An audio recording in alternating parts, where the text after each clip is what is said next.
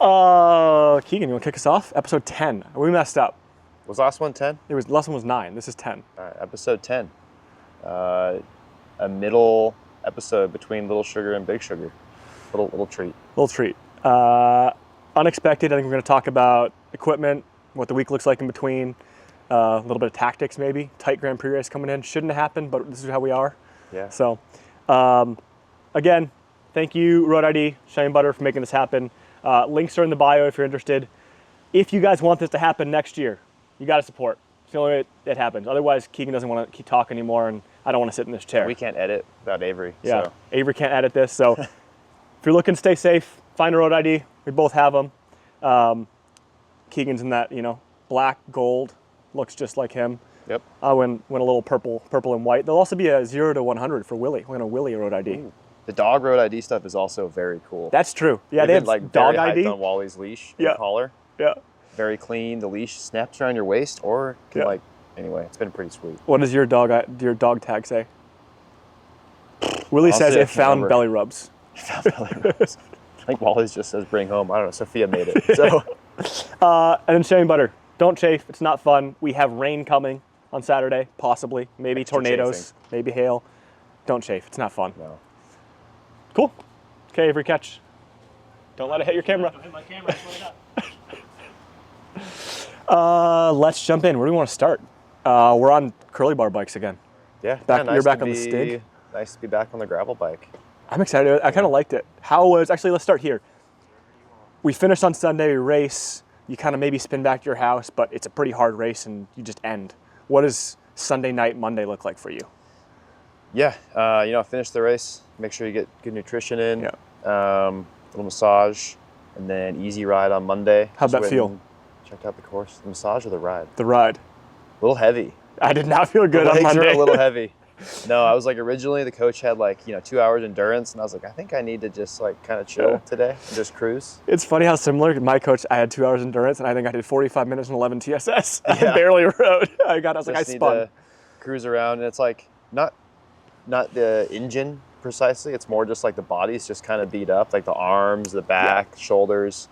It's a lot of kind of manhandling that bike out there, And for me also just coming from the mountain bike, and maybe you less, but you stand up less. So I had a lot of my hamstrings were tight. Oh yeah. After. I don't think I ever stood up out there except when I was descending. Yeah. That's Monday. I guess you get into Tuesday and you're trying to restart the engine. When do you start doing efforts again? Because obviously it's the first Grand Prix back-to-back. We've obviously both raced back-to-back weekends at times, but I feel like it's a little different when you go from a Grand Prix race to Levi's, for example. It's a little less stress. We're there to race for money. It's a little different. Right. And so the racing is different too. Levi's, you roll out and it's sure, it's hard, but it's not like a gravel race, I kind of do it's fairly mellow. Like I said, hour and a half, easy, hour, whatever I did. And then 2 hours just riding the course, some natural efforts in there because you have no choice in some of the climbs. Then a little longer yesterday, did about 3. Okay. Kind of the same. And then today did some efforts to try and open back up and get things rolling. It's kind of that balance of making sure you recover enough before you start hitting the efforts. But at a certain time, you also have to get opened up regardless of whether you're recovered or not. Yeah. You know what I mean? Try and get things going again. I just kind of realized my coach put stuff in and I was like, I don't know, man, that seems like a lot. But that Tuesday, we started right back on efforts immediately, doing a pretty hard ladder, like a VO2 ladder. And not all out, but just enough. Yeah. Where you're it's kind of hurts, but I can do it. Yeah. And then the next day I did kind of more like a threshold ladder.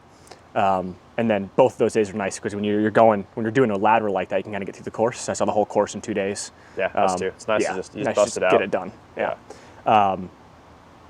I think that's for me, it's always trying to just get to that feeling where I don't really like tapering. I think you and I have talked about this a little bit. For me, I'm not looking for a taper. I don't want to feel easy, but you want that strain on your legs is enough going into the race that you're ready for a start. Because these Grand Prix races, they're flat out. Yeah. This is probably one of the hardest starts we have all year.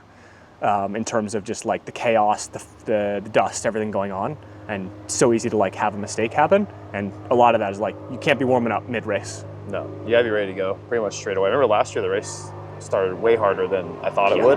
As soon as we hit the gravel, it was just plain again, wide open. Yeah. It's straights at 500 watts. Yeah. So I think it's a balance of being open and making sure you recover, but also it's the weird time of year because most of us are done after this. Yeah. So you're not training anymore. And if you are training, your odds are you're done with like any races that really matter. Yep. You know, you're It's probably different. doing Iceman, but like, Hey, Iceman matters, man. are you doing? Keegan says Iceman? Iceman doesn't matter because he's not Hey, going. I didn't say it didn't matter. It doesn't matter as much to you. It doesn't. You're just there for the money. Yeah. No, Keegan's making Iceman hard this year because he's getting married. That's the problem. Yeah. So you guys are welcome. Everyone's welcome, right? Yeah. Only if you buy road ID or shea butter, you can come. Yeah. Let's jump into bikes. I mean, I think it's funny. I've had this thing having won last year that it's hard for me to get out of what did I race last year and what's best for this year because every race changes. And of course, it's so different this year. Course is different. Course, everyone gets faster every year.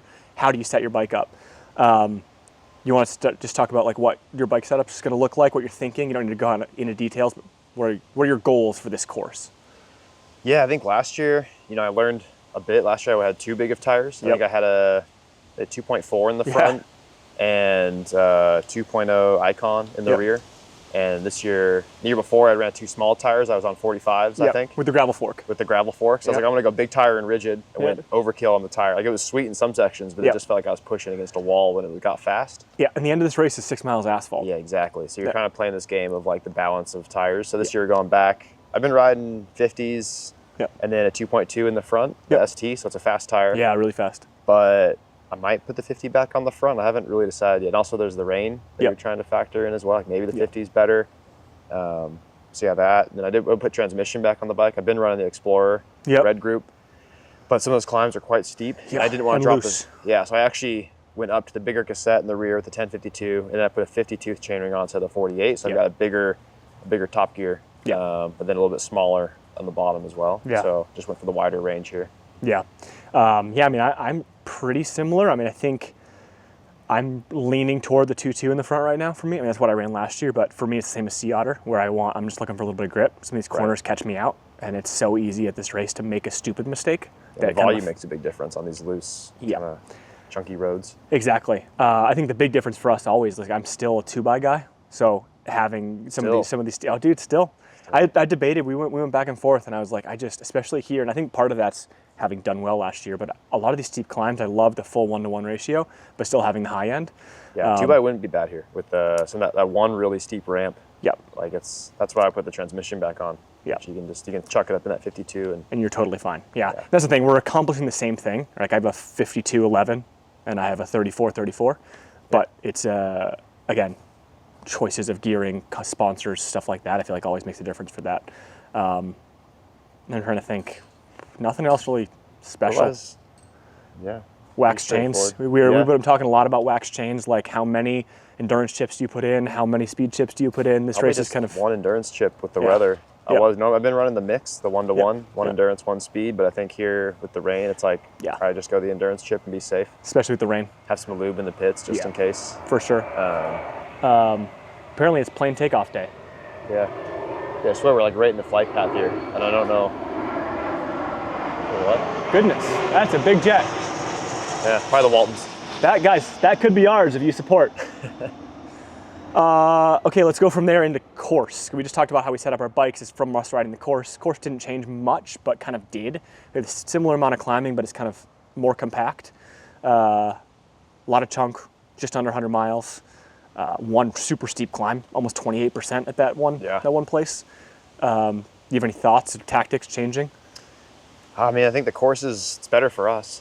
Harder course is better. I'm stoked. Yeah. The first half is the same. If anything, it's easier than it has been because they graded a bunch of it. So it's quite super nice in the beginning. Which would be nice because it's always kind of hectic and sketchy, and I don't think it really changes. The second half is nice and aggressive. A lot of like steep, kind of loose, chunky climbs and steep descents all kind of stacked together. So I think it'll make for a bit better racing. There's not a whole lot of hiding to do out there in the second half. Like you can sit in between the climbs for a few minutes here and there, but otherwise there's no slip. So and then the finish is the same. So you kind of have to handle the business out on the course and hopefully not. That was the one thing I felt like we lost a little bit of, and again, the course overall is harder. But I feel like the final 15, we lose a couple of punches that we used to have. Like 20 miles out, once you go up that last steep climb, it's 800 feet of climbing to go. Yeah. So it's pretty crazy that the end is not like that, but I think the racing is so hard in the middle at the end of the year that there won't be that many guys left racing anyway. I think this course is so much harder than the previous years, and especially having Little Sugar before. Yep. like last year, there wasn't many guys that did Little Sugar, and now everyone basically had to do it. So I think that's going to change. It'll change the racing a little bit. That was me last year. I was like, I'm going to come race Little Sugar, and then I bailed and watched these guys race. It's a hard race, as you know now. Yes, very hard. Yeah, I mean, you want to talk quickly about where we are on the Grand Prix? There's kind of reasons. I think it's interesting tactics for everybody. Yeah, it's turned out to be a bit of a spicy finish. Like, unfortunately, I had a bit of a rough one last weekend. Yep. Now I've got 3 guys kind of breathing down my neck. We got Cam just 1 point behind. Simon's also 1 point behind. I think Toby's 2 points behind. Yep.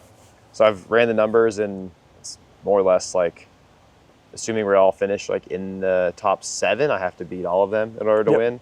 But if we finish outside of that, I don't have to necessarily beat Toby. Yep. Because there's a 2 point spread there. Otherwise, I have to beat Cam and Simon pretty much no matter where we finish. Simon, maybe not. Maybe. I don't quite remember. I didn't look what his drop race was. I know Cam, I have to beat him regardless because Cam and I's drop races are the same, and this is the tiebreaker, so I have to beat him.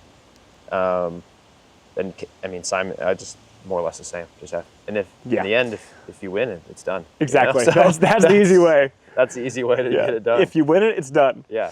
I feel like it's funny because I'm in a weird space similar to you where I'm in 5th, want to move up, but it's a little bit of a point spread, but I'm defending guys right behind me. We kind of talked about this, but I think there's going to be times out there that there will be alliances form, you know, and see some racing happening. I think that's something that people don't understand when you're behind the camera or racing yourself is us as pros, right? It's not always just your friends. You're looking for the guys that are going to that can benefit from the same things you can benefit from.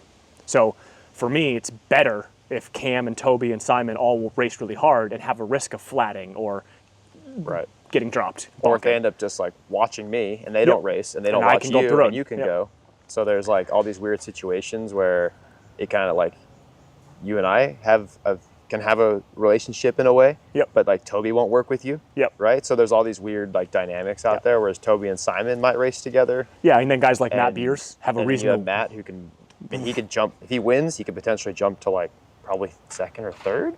Yeah, if those guys have really bad days. Depends on how the days go for them, right? Like, so that's the stuff I love about racing. With the weather coming, possibly. Would you rather it be a dry race, wet race? Like, it looks like it won't be that cold. It's just about like the carnage that could ensue. Oh, I love a wet race. Yeah. You know, I'm always keen for a little bit of chaos. Yeah. As long as the race is still able to get ran, right? Yeah. Like that's always the thing. Is like here, it's like you can be so violent that they might have to cancel the race, which would be a real bummer. Yeah. But I am always keen for a mutter. A good dogfight. Like sometimes I tell myself, I don't want it to rain, but then anytime it rains, I have a great day. You know, like I've won Unbound in the rain, and then the gravel worlds in Nebraska was rainy, like last minute, and it ended up being a sweet race. Like the race just detonated immediately, and it was a lot more fun than it would have been. So I don't know. You didn't win that year, but that was one of my favorite memories is Unbound 22 with how fucked it was. Oh yeah. And how it wasn't like at the end, it was just carnage. Like we were all just riding as in as straight a line as we could, hoping we'd get to the finish. Yeah, and 23 wasn't that much different. No, it just I just wasn't there, so I don't remember. Nice. Anything else? I mean, Sophia locked up the women's. It was exciting. Yeah, nice. There's like a dog. Start. Yeah, there's a dog fight happening behind her, but not for anything she's involved third. in. Seems like it was quite tight racing. Ruth has won the U23 race. That is awesome. Sweet. Yep. That's done. Yep. I don't really know what's going on in the men's U23. It's locked up also. Is it? Griffin locked it up. Yep. Dang. So, dude, everyone's trying to take after you. It's just the year you didn't do it. It's a nice way to finish the season. But to be honest, I'm kind of stoked to have like some good motivation out there because sometimes I've lacked motivation here in the past with already having it locked up or like not having to really perform to win. Yep. So it's kind of nice to have a little bit of pressure, I guess. Do you, and this might be better for after, but do you have any regrets from the season now? Like obviously Schwalmingen played out a little weird at the end where you wouldn't be in this place with Cam, but that's how racing goes. Yeah, I mean Schwalmingen was hard. You know, I was coming off Worlds. I was sick that week, and like the motivation wasn't there after winning Worlds. I just like frankly didn't care much, and just like the head wasn't really in it. In hindsight, that was kind of a bummer. But I've also like the season's already been made. I won Worlds, so whatever happens in the Grand Prix, like it's been a good year. You know. So and I think before we go, I think touching on that quickly, like you've won the Grand Prix 4 times. It's a focus and excitement to you, but less than it was. Right? I was probably focused on winning these races you haven't won. Like you haven't won Big Sugar. Probably a big goal. Right. After winning Worlds, after winning Leadville again. You know, the Grand Prix overall is exciting, but right now what we have is 6 really important races, and winning those are the most valuable things. Right. And yeah, like you said, like for me, winning Big Sugar, I'm more keen to win Big Sugar than I am to win the overall. It fits hand in hand. It fits hand in hand, so it works out. But yeah, this is one of the races I haven't won, and like it's a cool race, and I want to win it. So monkey on the back. You know how it is. If I have to hand off to someone, I'd love to double up. I'll hand it to you. All right. Okay. There you go. There. Anything else? No. I think that's it. Thank you. Avery, anything? Nope. Guys, Avery's locked in back there. Earphones. Focused. Well, we'll see you guys on Saturday. It's coming quick. We'll have to burn a quick one in the rain. Maybe we'll be indoors for the first time. Yeah, maybe. You never know. We'll just throw us under the deck. Right under the deck. Cool. Thanks, guys. See ya.